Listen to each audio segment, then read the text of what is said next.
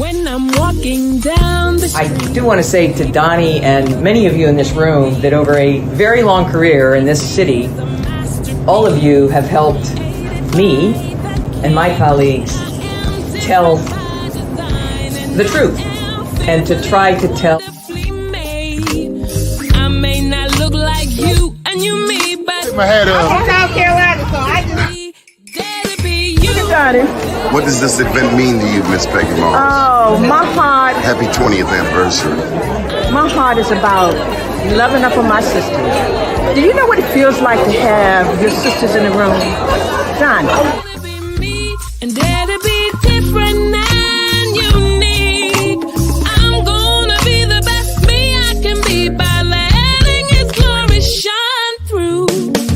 I am beautiful, I am blessed, but not just what you see in the flesh. I'm free from people, free from myself. There's a The doctor lived next door to the janitor, to the reverend, and the lawyer. We were together. Now we get so high and mighty that you create stress for your society because you don't like poor black folks either. That's a health problem. Get yourself together so I can stop being taking care of geriatric people and get back to pediatrics. I thank you, Donnie, for all you've done. Let's keep doing it for all the more. letting His glory shine through. Dare to be you, dare to be me, dare to be different and unique. I'm gonna be the best me I can be by letting His glory shine through. And I dare you, I dare you, I dare you to be you.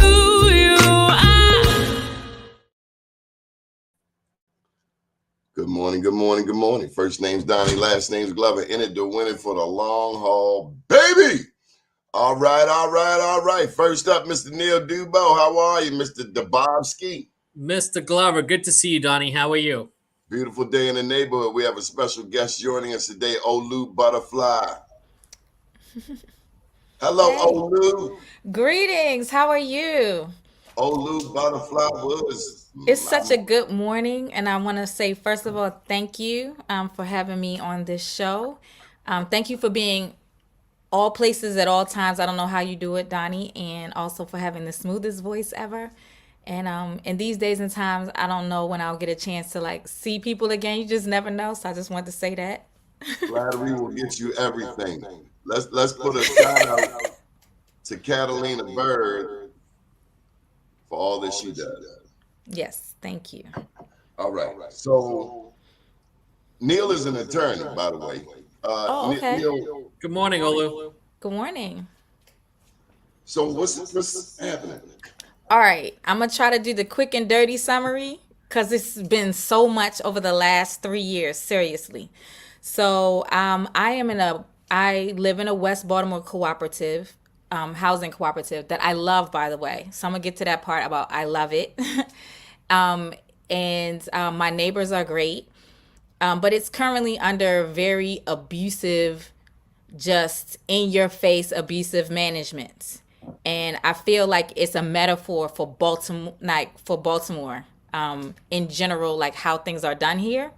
It's a little microcosm of that. So basically, right now, the people who call themselves in charge, first of all, they're supposed to be elected. It's a board that represents the co-op, right? So they were illegally evicting people, displacing long-term residents. This housing cooperative has been around since 1976, right?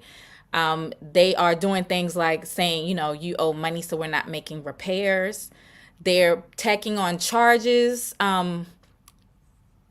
illegally as well. So that's partly how people end up getting behind. They don't take partial payments and they put on these fines and fees. And then you get a late fee. Then they're like, now you owe for 2 months. And people, they're playing games. They are selling our property. They are selling off property without even notifying us, much less asking for our permission. It is not theirs to sell.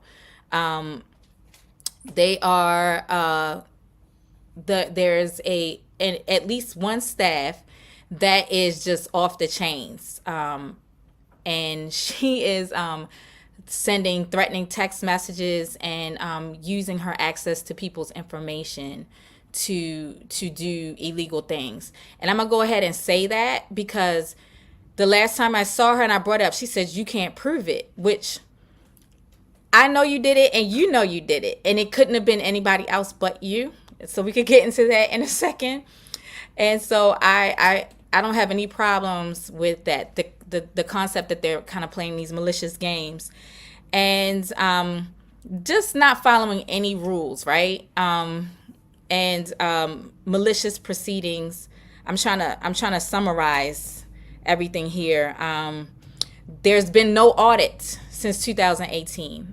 And I don't know if I should kind of take a couple steps back to say this is not an apartment, it's a housing cooperative, right?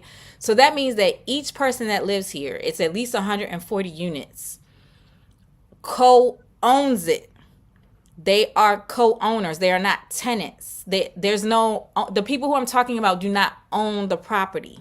So that's what's really important to understand. These are 140 people. A lot of them are elders. A lot of them they had pension type of jobs, but now they're retired and they're on fixed income. And it's really the last affordable housing in Reservoir Hill. So we are all co-owners. So none of this is correct. None of it is correct. And there's just been a lot of bullying. So part of my job has been to try to help people understand their rights and to activate around that, to know what's going on. So when there's no audit, right, then that means that your audit is your protection from people, stealing money or mismanaging money. And so not having had an audit in 5 years, and during that time period, property has been being sold. You can see the issues with that, right? So this place, when it's doing what it's supposed to, takes in a little over $1 million a year, right? Not that it costs money to run that many units. So it's not like you sitting on swole with the over $1 million. But if somebody's in the middle intercepting that, I have no idea what's going on. I'm not accusing anybody of anything, but we just have no concept, no idea. And we're supposed to have an idea. There's supposed to be a report, an annual report, according to our bylaws, sent out, telling us what's going on with the money, and nothing. So it's a whole list. I could tell you some days of our lives type of stuff, because for me, this all started when a woman jumped out of her car and threatened my children's father. And because he was double parked waiting for my children to get into the car. And this person identified herself as working in the front office. And I was very confused about how you could act the way that she was acting, very aggressive. And she said, if I told you how she said it and what she said, you would be like, what? Like, none of you all would be able to keep your job if you acted that way anywhere near your job, right? And there's cameras, there's audio and visual surveillance around the premises. So she just kind of wowed out. And I said, wait a minute. Like, at first I was just kind of trying to keep the peace. But then when she said certain things that were threats, I said, wait a minute, that's different. So I wrote the report. I wrote it up and took it to the office. And since that day, I have been a target. My family has personally been on the front lines. This woman has called CPS on me 4 times. The last time was I asked for my heat to be fixed. And somehow that turned into a CPS call that I have children in the house that's cold, which wasn't true. As you know, this has been a very warm winter, but and the heat was fixed. She didn't know that it was fixed, but proceeded to threaten me and to call CPS. It's been a wild ride. I'm ready for it to be over. So I don't know. I just talked a whole lot. I don't know if I told I was hoping that one or more of my neighbors could join me today, because I could tell my story, but what I found out was that there are many people who were going through things. This is not just about me. This person has access to over 140 people's personal information. and also anybody in their household that's over 18, anybody that used to live here, and anybody that has applied to live here. So to me, this is a serious situation, right? And I also found out what they were doing to people. And they were doing things like, during the pandemic, there was third-party payments. People could apply to get assistance. They were refusing to take it. They were refusing to cooperate, to give the ledger and the W-9 so that they could receive the payment. Instead, they just wanted to evict the person. We have to ask ourselves why. Why is that? So they have cost the co-op, as far as I'm concerned, a whole lot of money, because anytime you evict somebody, you're never going to get that money back. They tried so they wouldn't take my housing charges for 6 months, and they tried to get rid of me. But luckily, I know the law. They tried to say I wasn't a member, but they didn't have any right to say that. And so I'm still here. I'm still living here. I'm not planning on going anywhere anytime soon. This is my neighborhood and all that good stuff. For those who don't know, you have been an artist and have contributed to the city of Baltimore for, I've known you at least 20 years. Yep. You love this city. I love this city. You have performed all across the city. Mm-hmm. And I'm currently doing things about art and community. Like this weekend, we just did a garden art party where it's just like it sounded. We had a DJ. Everybody from the kids to grandma was out. We taught people how to make smudge sticks, to forage for what we call weeds, are nature's way of giving you what you need when you need it. So if you got allergies, there's actually plants that grow everywhere that help you with allergies, for example. So we taught people how to make some dishes and some tea out of those plants. We made art.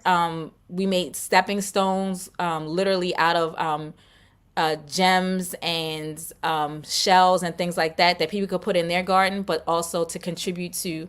We were at Strength to Love 2 in Sandtown, and it was a potluck. People were eating food that was good for them. And it even rained, which was actually wonderful. The weather, it felt so good. People danced in the rain. Other people, got inside the greenhouse and just kept talking, and the music kept playing, and we just had a really good time. So this is something that is very important. A lot of people know Sandtown nationally for like Freddie Gray, but it's a whole community. It's the whole neighborhood, and there's this beautiful big old community garden there, producing food, and that people can purchase directly, can come and volunteer at and get food. They contribute to the Maryland Food Bank, and people also don't know that you can use food benefits, if you get food benefits, to purchase fresh produce. So that's the kind of stuff that we're doing now. It was an open mic, just having a really good time. So absolutely, I love my city, and I right now my family is on the front lines of this situation that I realize is an extreme justice situation that's not just about me. So I could, like I said, I could tell you my story. It's been crazy. So, but I think it's a much bigger story. So one of the most dramatic things that have happened was this person has been sending me text threats where they said that I should know better than to mess with people that has my information. They said it like that, has. And then they proceeded to list everything, all my information, my date of birth, my social security number, my mother's name. And recently they asked me to come bring in a fresh ID. So I brought in my passport. I didn't understand. I've been living there for a year and a half at that time when they asked me to. Why are you asking me to bring in fresh ID? So they reminded me that they had a copy of my passport. And some people know I'm a U.S. citizen, but I was born in Nigeria. So they said, I hope you have your green card, which I don't need a green card because I'm a U.S. citizen. But this person is just wow. And they said they were going to sell me and my children's information on the dark web. So why did I not go to anybody about this? The president of the board is, I don't know what their relationship is. I don't know if that's his niece or what, but there is nothing he is interested in doing about this person. They sent me a text threat before and I got no, they just were like, oh, you can't prove it. And that was that. Oh, look, And you mind if I share something from the GoFundMe page? sure. A West Baltimore housing cooperative is under siege by abusive management and needs. I'm going to put your mic on mute for a second. And needs your help to secure legal representation. The leadership at Reservoir Hill Mutual Homes is suddenly evicting longtime residents, filing false allegations, fiscally operating without an audit or any transparency, and defaulting with creditors, doing improper repairs, contemptuous communication from the staff, and other malicious legal proceedings. While RHMH is illegally evicting people into a harsh rental environment, we have not been able to access any community tenant resources such as pro bono legal services or organizing assistance to defend ourselves because we are cooperative and not an apartment. Neil, you want to jump in here? Yeah, I got some questions. How long have you lived in the cooperative? Since December 2020. So not And quite 3 this years. This person that you're referencing, is that an employee? Exactly. Yes, she is an employee. She And is how- supposed how to long- serve. She's also Right. a member, I should say. She's also a member. How long has she been in that employee role?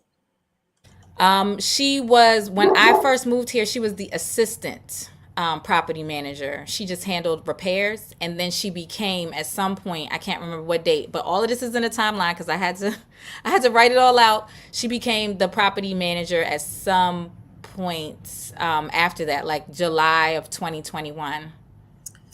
And from your perspective, obviously you're living this experience. Would you say that the problems really started when this person elevated to the position of property manager? It seems that's what's been interesting. I can talk about her because she's the one I interact with, but I have to say that the president, who was the president before, I don't know whether it's that he doesn't know what's happening. He honestly doesn't know, but he has mentioned inside of meetings that that's his pit bull. So he is complete. To me, she's doing her job. She would have been fired anywhere else, but somehow with all of these things that she's doing, the kind of emails that she's sending out, because they can see it, he can see this, she is doing his bidding.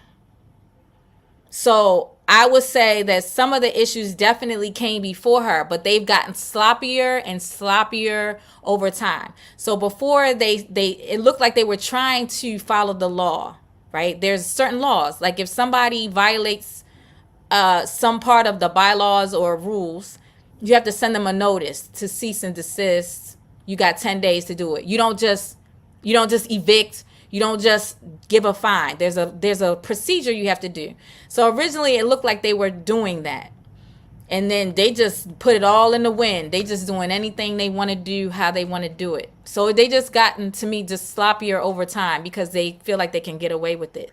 And then just a quick follow-up question on that, and then I'll yield back to Donnie. Just so I do not handle landlord-tenant work, never have, know just enough to be dangerous. But obviously, cooperatives are slightly different than just regular HOAs or your general landlord-tenant type situation. But I do know that in order to evict somebody in Maryland, there is a very specific process that a landlord has to follow that includes multiple steps, that has to go through a court process. You can't just show up at somebody's door one day and say, hey, guess what? You haven't been paying your rent. You're out. It does not work that way.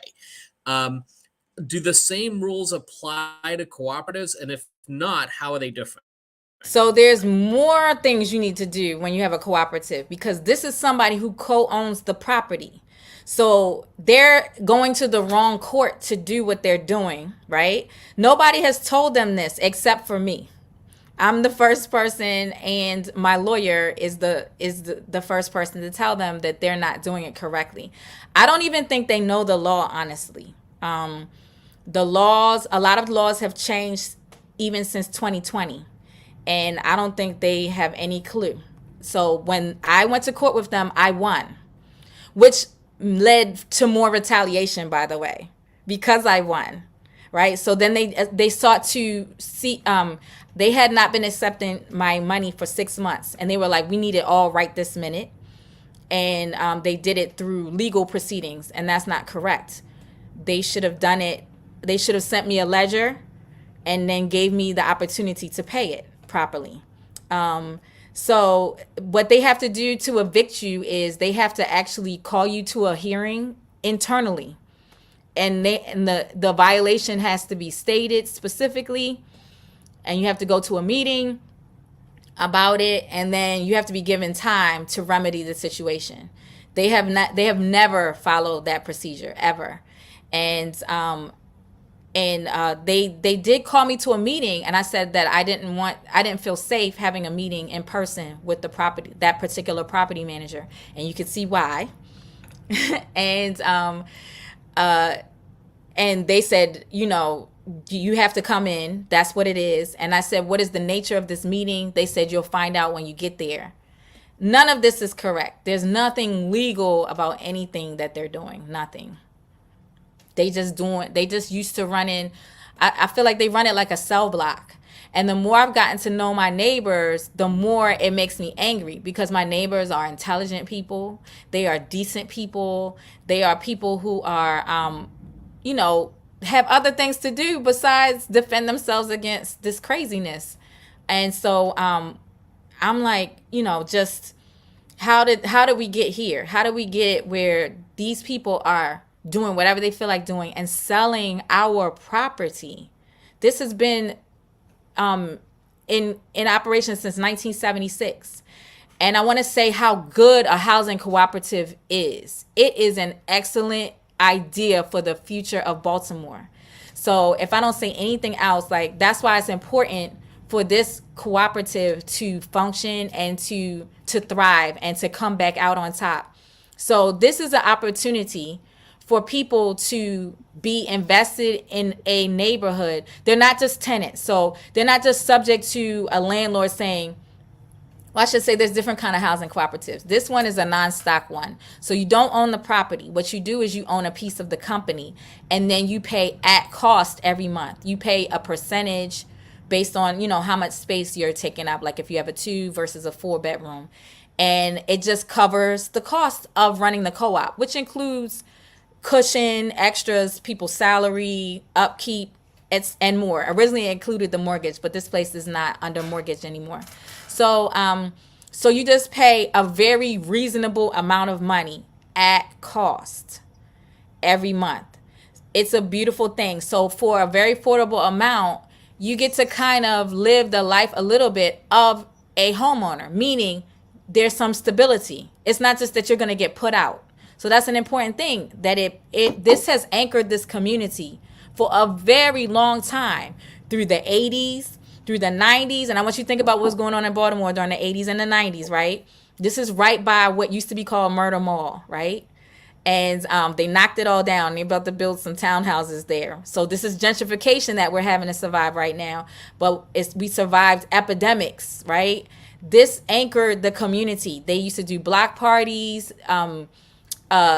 different programming for the community right out of this co-op. I say used to because since this current leadership, and to be fair, there was a pandemic, right? A lot of things subsided. But so this is it's been a source of stability. A lot of people who live here have lived here since the beginning. There's at least 5 legacy residents that saw this place from its beginning. So how did it start? The city owned the property.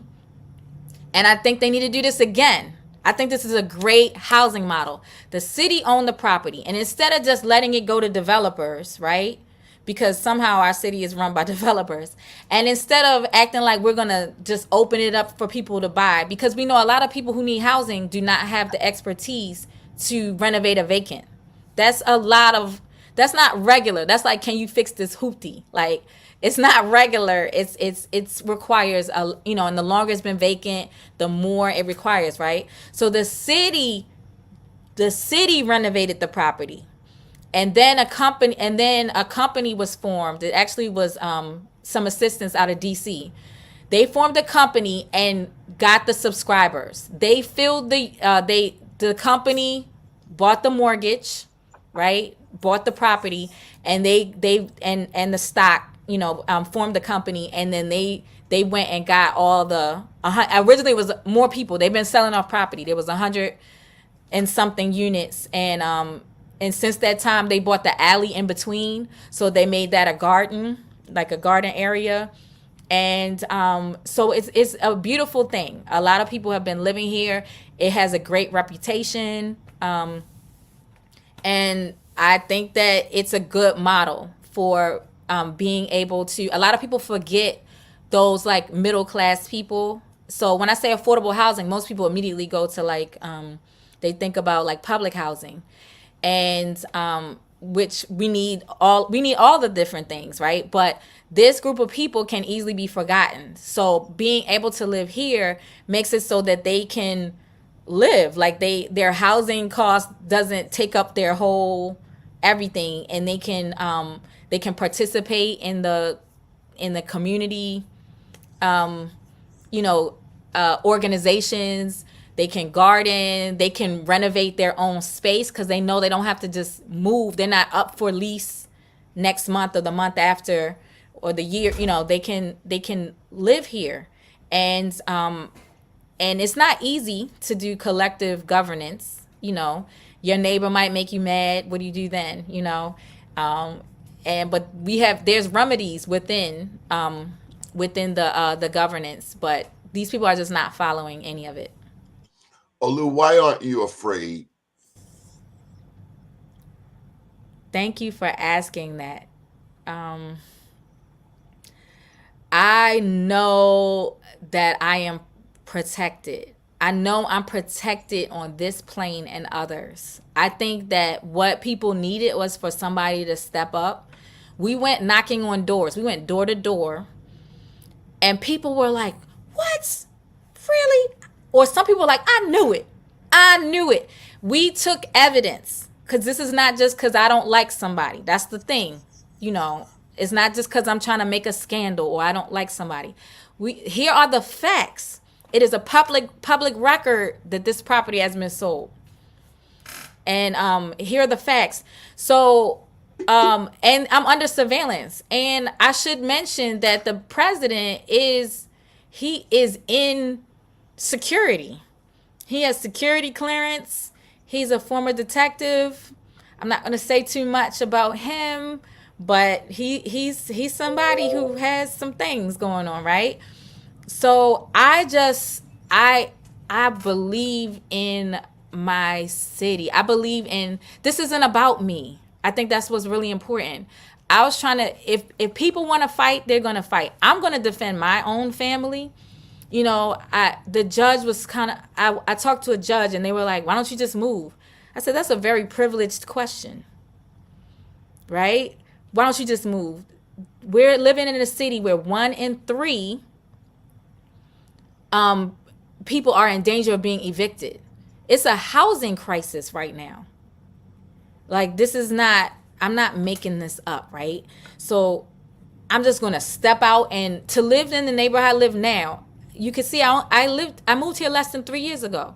I moved from a wonderful place, by the way. It costs more than here. But if I were to move back to that place, it's going to cost at least twice as much as I pay now, at the minimum. Maybe 3 times as much. That's how crazy things have gotten. And some of it is I don't have a choice. To put my family through moving, destabilization is not a choice for me. I'm gonna fight. They have underestimated. That's why I'm only coming here. Why has it been so long? Because I was trying to mind my business. You understand? I was just like, listen, during the pandemic, I was working so hard for people that I knew, for my family. I was running an organization with a lot of serving a lot of vulnerable people. We had to innovate everything about what we were doing. I had my head down working. And I didn't know why they had time to have their head up looking at me. Like, I'm a mother of 4. I have 4 children, I should mention. 4 children. So I'm busy. I didn't even have time. After she threatened me, I could have went and got a restraining order. I'm like, I literally don't have time to do this. This is crazy. So for a long time, I minded my business until they just kept going and going and going. And I made a promise to myself. If they do one more thing, Donnie, if they do one more thing, then we're going to have to go all the way. And that was all the way. Until they are removed, I will not be silent. I will not sit still. Lou, I just want to jump in and say that you have been a soldier ever since I met you. I don't remember if anybody been in conflicts, it was me. You more the peaceful one, the peaceful Olu Butterfly, Olu Butterfly. And then, we get word that somebody is messing with Olu. They don't know the problem that they have. They don't know that your wings expand across the ocean. As you noted, you were born in Nigeria. They don't want the smoke. So what is your message to those people who should be coming out and standing beside you, who should be on this screen right now? Because let me tell you something, Olu. I'm from North Avenue, East and West.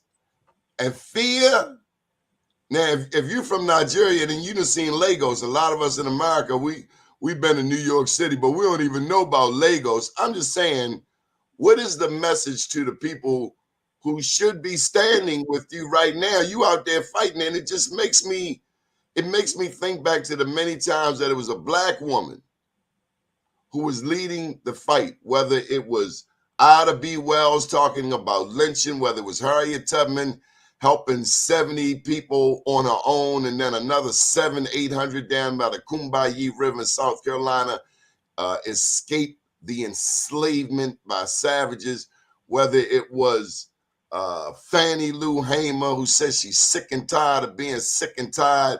Is always a Black woman that sparks the interest in the rest of us to jump up. I ain't letting you fight by yourself. So they already got problems. Don't forget Rosa Parks. Mm-hmm. Yes. Thank you for that. Thank you for that, because that gives me strength just now, all the things that you said. I want to say that a lot of people are afraid, and I am not mad at them. The way that this place has bullied people. So even when they send the eviction, a lot of people didn't know they could fight it. They just moved out. They just folded. They wouldn't accept their third-party payments. Some people went to court about that. Other people just said, you know what? It is what it is.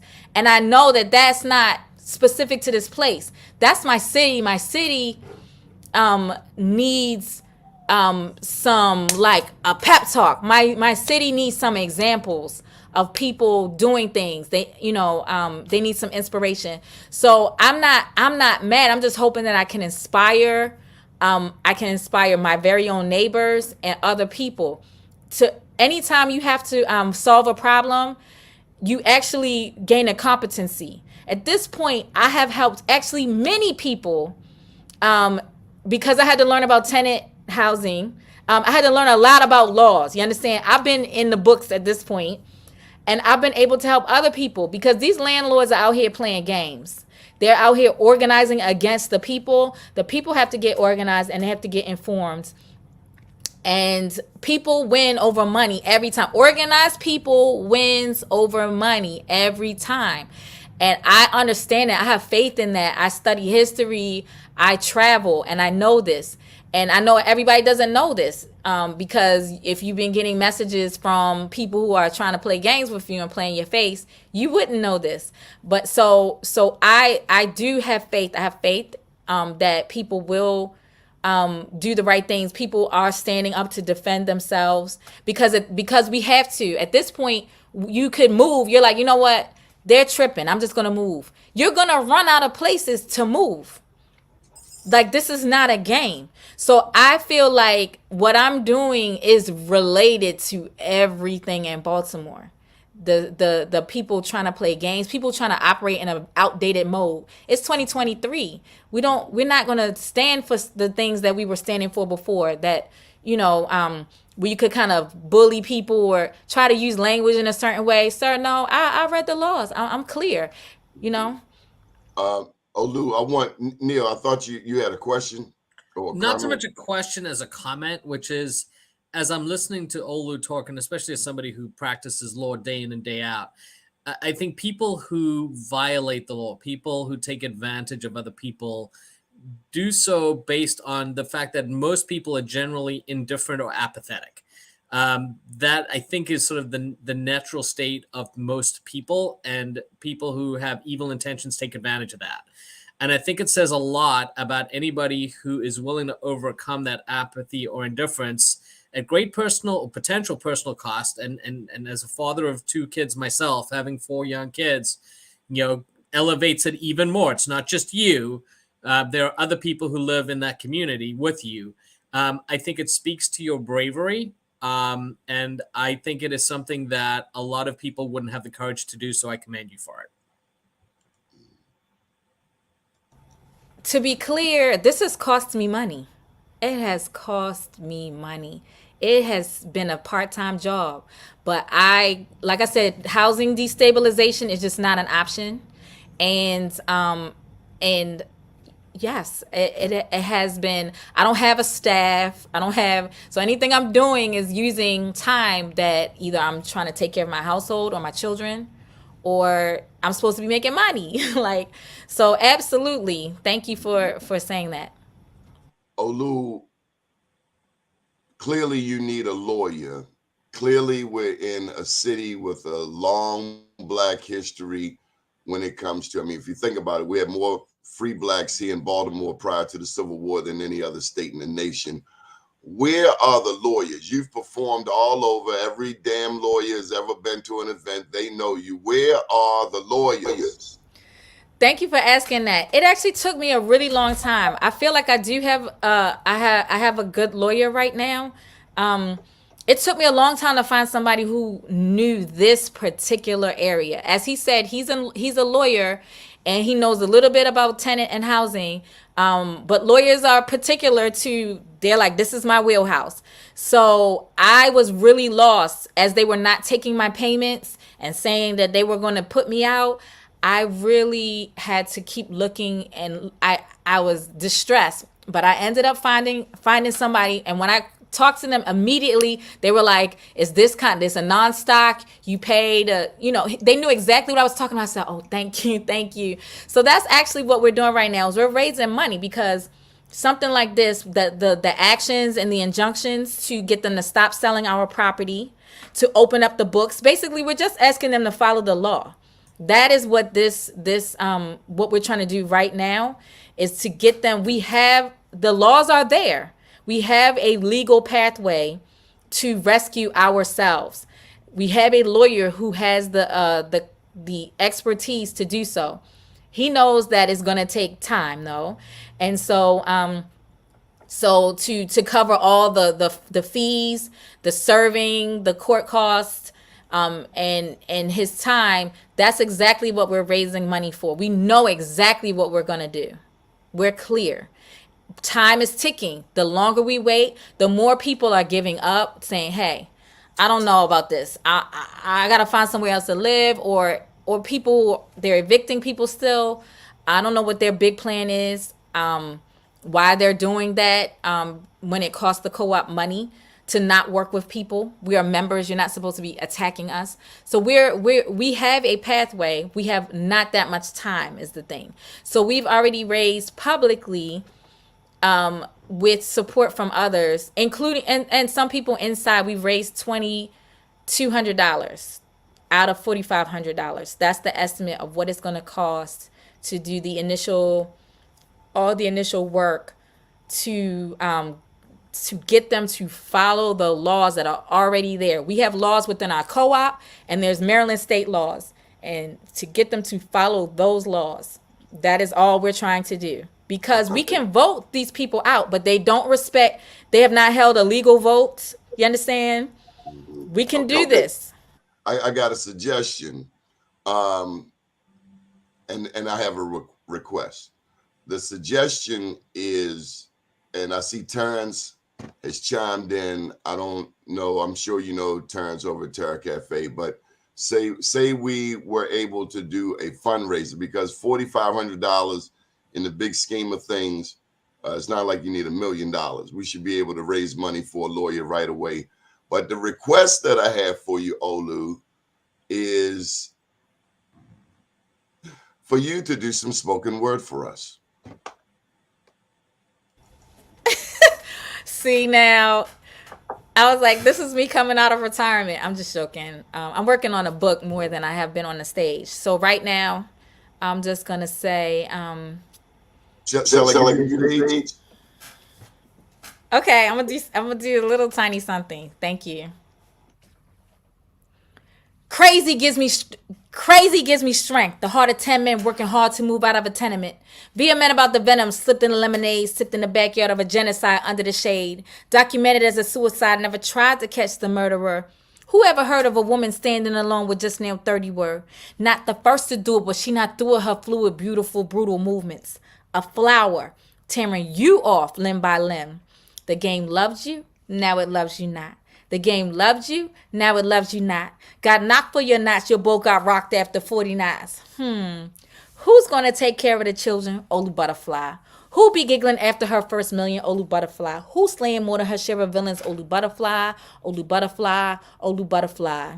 What to do with this funky sweet potato? Enemies to my style, I make them lay low because I say so. Alright, ayo. It's hard to think of spring when in the dirty snow. It's hard to pay the rent when ain't no paid shows. But red beans and rice, best but cooked slow. Put the flavor in the pot and then they call it soul ass. Who I think I am? I said check my afro. Better yet, look past my frayed clothes. Inspect my halo. This ain't no fake gold case. Closed. Who's gonna take care of the children? Olu Butterfly. Who keeps it sizzling? Olu Butterfly.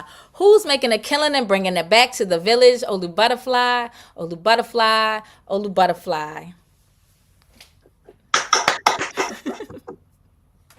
Come on. That was great.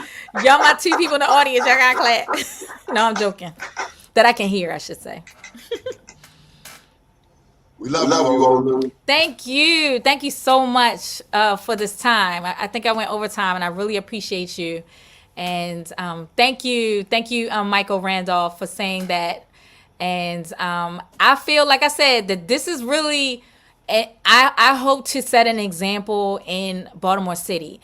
Baltimore Housing Cooperative is a great model for affordable housing. We have to figure something out.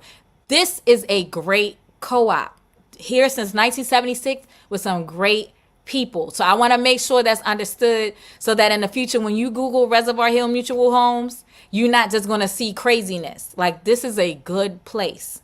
And I look forward to it being that thriving place. Right now, it feels like there's a cloud over everything.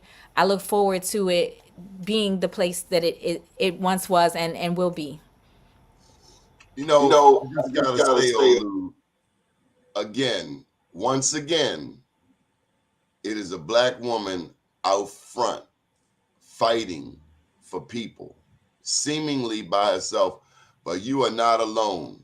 You have tens of thousands of ancestors standing behind you. You are not alone. You are not alone. You are not alone. And I'll be there. I'm here, and I'll go wherever I need to be so that we can continue to fight. Plus, Cat Bird, I know Cat Bird with the shotty in the backdrop, so.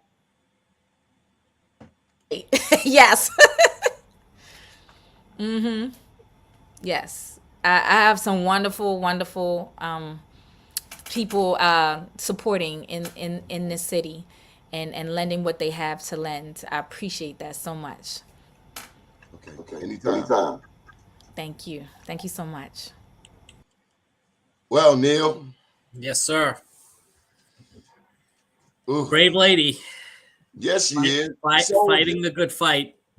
Soldier. You've seen fights before. Yep.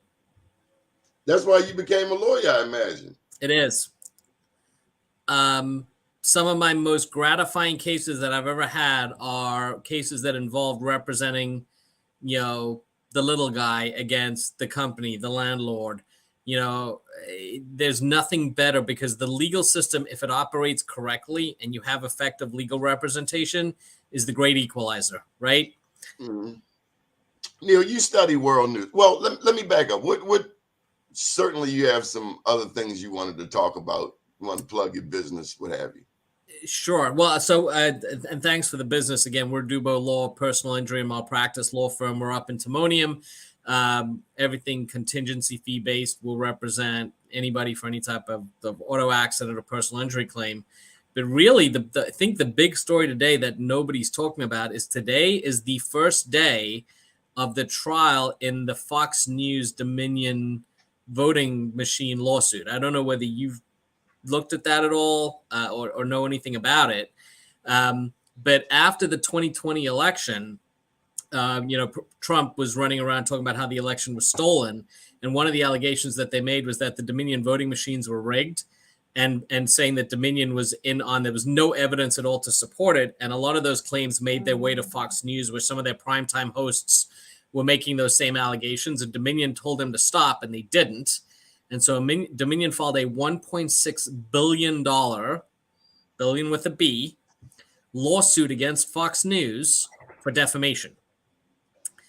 And that case has gone through the entire process. Fox tried to get it dismissed. The judge denied that request. And today is the first day of what is going to be a multi-week trial.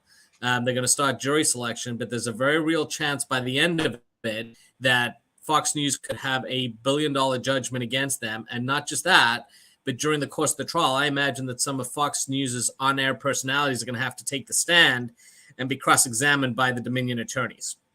It's a big deal. What else is happening in the news? What's that? What else is happening in the news? Still winding its way along on the other charges against Trump. Locally, I think we covered a lot of that ground last week with the end of the legislative session here in Maryland, and Governor Moore's first few months in office, which again I think we talked about being off to a really great start. I know that we're coming up in the next few months. I'm focused sort of more on the legal side of things. You got the issues with Clarence Thomas. I don't know whether people have been paying attention to that at all. It turns out that seen old Clarence Tom ass. What's that? I've seen old Clarence Tom ass. Tom ass. Tom ass. It turns out that Clarence Thomas is really, really quick to hold other people to rules and not quite as quick to hold himself accountable to those same rules. Who would have thunk? So he's gotten in some trouble for potential ethical violations. But again, my main focus, especially over the next couple of weeks, is going to be this Fox News lawsuit, because it's very, very unusual for a media company to be facing a defamation claim. There's normally a very high level of protection. Just like when you're a media person and you're talking about public figures or dealing with something of public interest, you have a lot of leeway in what you can say and cannot say, and you're protected from defamation claims. It's a very, very high bar. Freedom of speech. Freedom of speech. There's the New York Times versus Sullivan Supreme Court case that said if you're talking about a public figure, right, it doesn't matter whether what you're saying is untrue. It doesn't even matter if you didn't research it.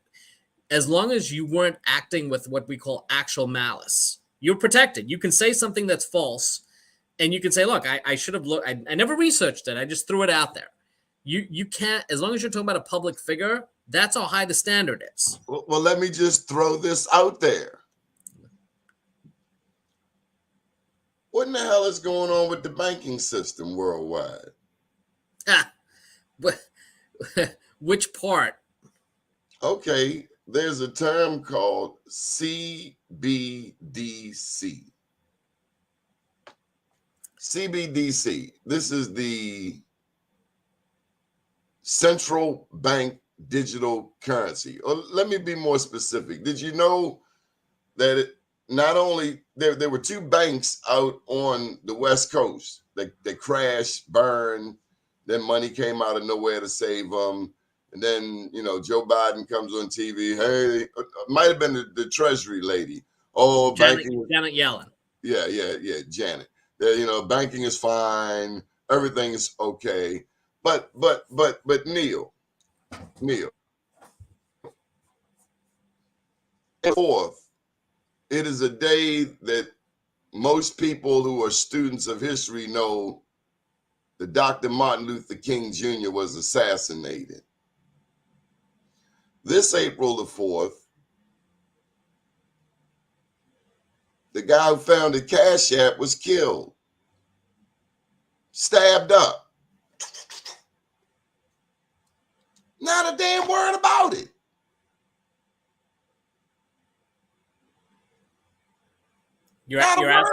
Everybody gets Cash App. I get paid on Cash App. Give me my damn money. And money touches everybody. I could not imagine. I can't even see a world without Cash App. But now they're coming out with this thing called Fed Now. The government's Cash App.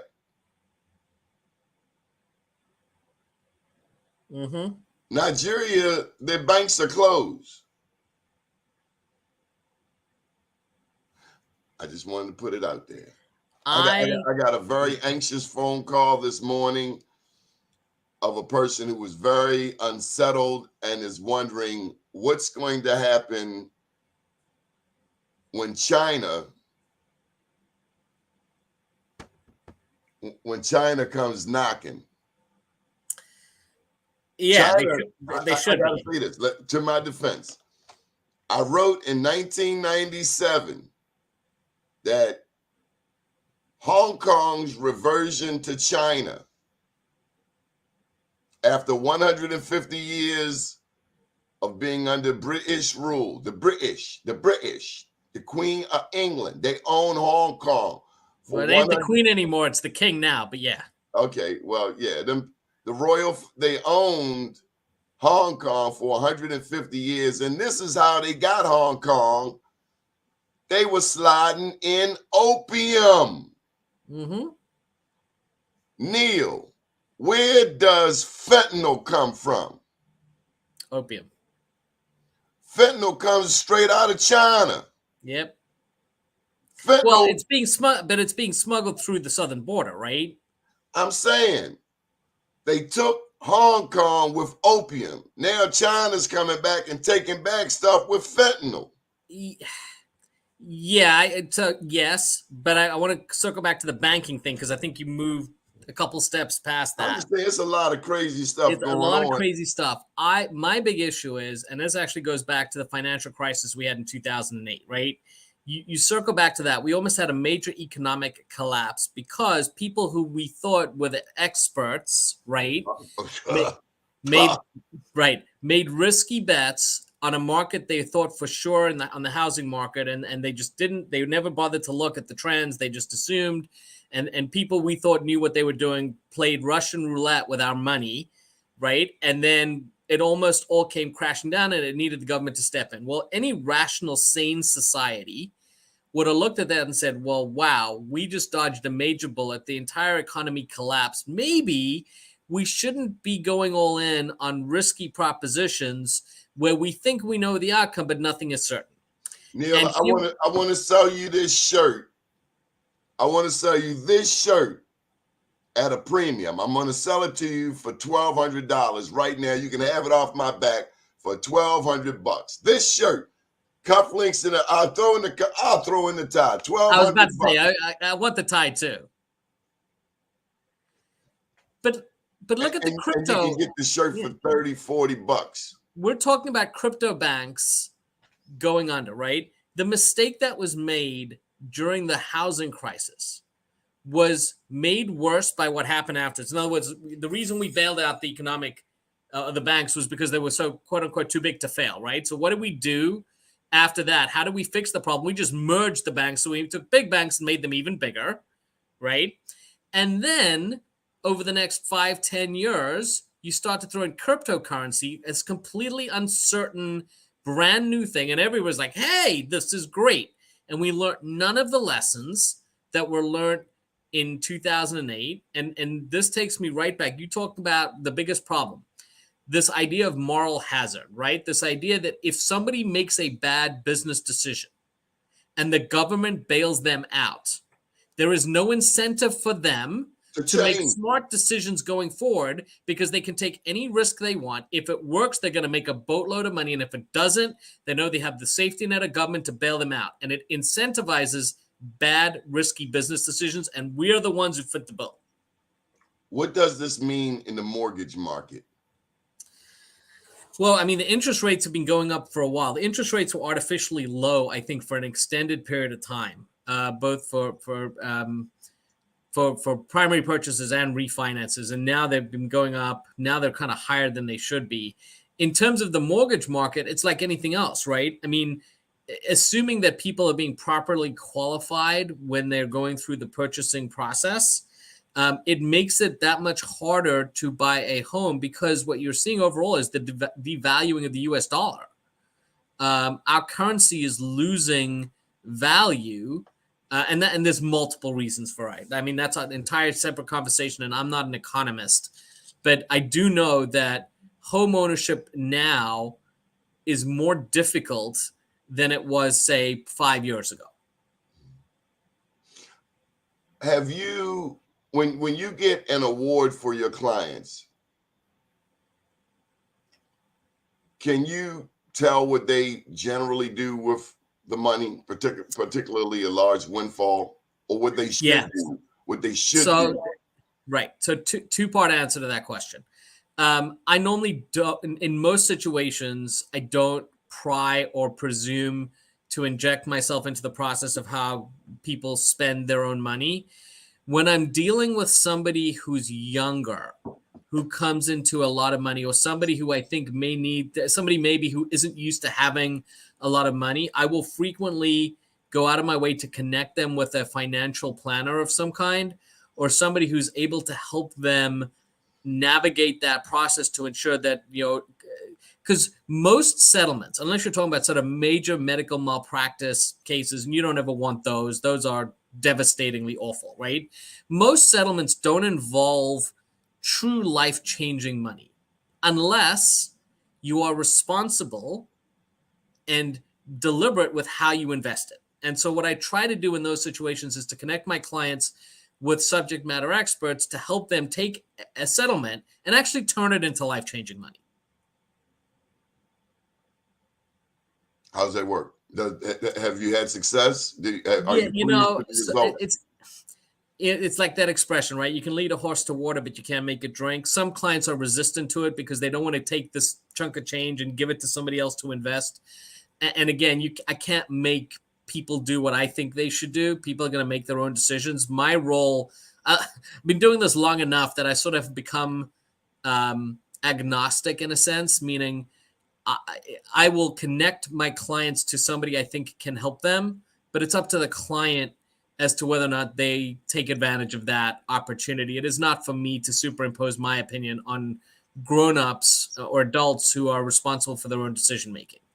But I will connect them with people who I do think can help. It's just another value that I can add to people. And and the people who take advantage of it, the people who see the bigger picture, do really, really well in the long term. Any final thoughts, Neil? Just thank you for, as Olu was talking earlier, it reminded me of one of the most amazing things about you and this show, right? Sunlight is the best disinfectant.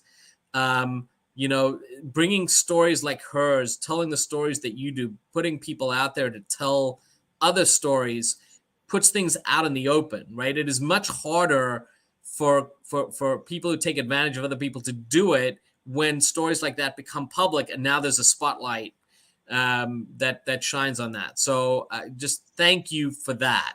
Stories like hers are important, but without a vehicle to get it out there, there's just fewer opportunities for her to tell her story. And that's the service you provide. And that's something that I think everybody who follows your show recognizes, and it shouldn't be understated. So, Neil, I'm going to give you the final word today. I want you to plug your business. And when you're done, I want you to say, good morning, world. I could do both of those things. Neil Dubofsky with Dubo Law. Again, medical malpractice and plaintiff's personal injury work, everything on a contingency fee basis. 443-275-6345. You call us with any questions. We'll be happy to answer them. Good morning, world.